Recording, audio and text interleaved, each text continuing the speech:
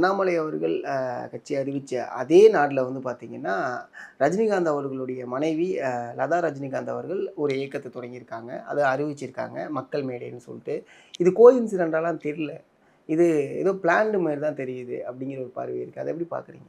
So one thing is, எப்பவுமே ரஜினிகாந்த் சாருக்கும் super ஸ்டாருக்கும் அண்ணாமலைக்கும் ஒரு ஈர்ப்பு இருக்குது. 2031 2 பேரும் சேர்ந்து வருவாங்களான்னு கேட்குறீங்களா?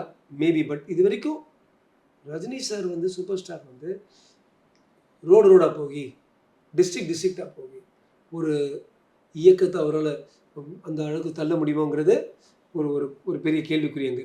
ஆனால் லதா ரஜினிகாந்த் அவர்கள் வந்து நானும் பார்த்துட்டு இருக்கேன், குவாய்ட்டாக நல்ல வேலை பண்ணியிருக்காங்க. ஒரு எக்ஸாம்பிள், இந்த எலெக்ஷன் நடந்துச்சு. எலெக்ஷன் நடக்கும்போது சிவகாசியில் ஒரு தீ விபத்தில் பல 8 9 குழந்தைகள் இறந்து போனாங்க. கரெக்ட். அவங்களுக்கு வந்து அவங்கள வீட்டுக்கு கூப்பிட்டு போயஸ் கார்டனில் அவங்களுக்கு வந்து படிப்பு வந்து வாழ்நாள் பூரா அட்லீஸ்ட் அவங்க 12th முடிகிறது வரைக்கும் இவங்க அரேஞ்ச் பண்ணி ஃப்ரீயாக பண்ணியிருக்காங்க. அதாவது குவாய்ட்லி ஒரு சமூக அளவில் வேலை நடந்துகிட்டே இருக்குது. She is doing some good work.